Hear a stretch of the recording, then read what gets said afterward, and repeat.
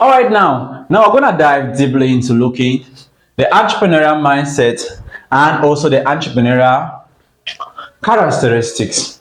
Now, the first thing I would like us to look into is passion and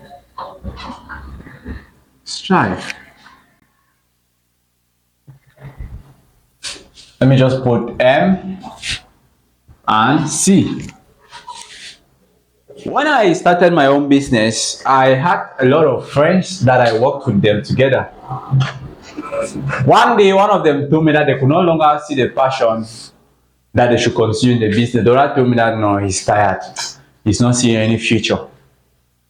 But with me, my mindset was what? This business needs to grow. And if this business got to grow, my passion needs to lead me all the way. My drive needs to lead me all the way. What am I trying to establish here? You call yourself an entrepreneur, you need to be able to define what is pushing you, the passion.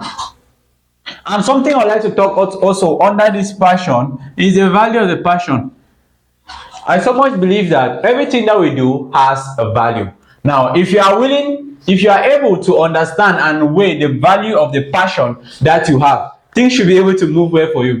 There are times that us as entrepreneurs, we have the passion, yet even though we're really striving, because the value is not in it that much, what do we tend to get? The business doesn't prosper.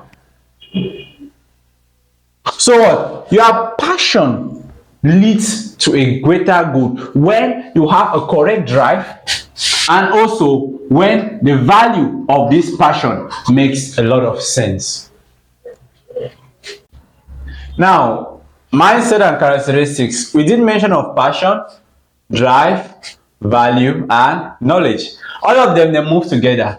When you have the passion to start this business, you need to see the value in it and create it. Once you create the value in this business, the next thing you need to do what? Seek more knowledge about the business. Once you seek more knowledge about the business, the next thing you're gonna do is what? Let the drive lead you.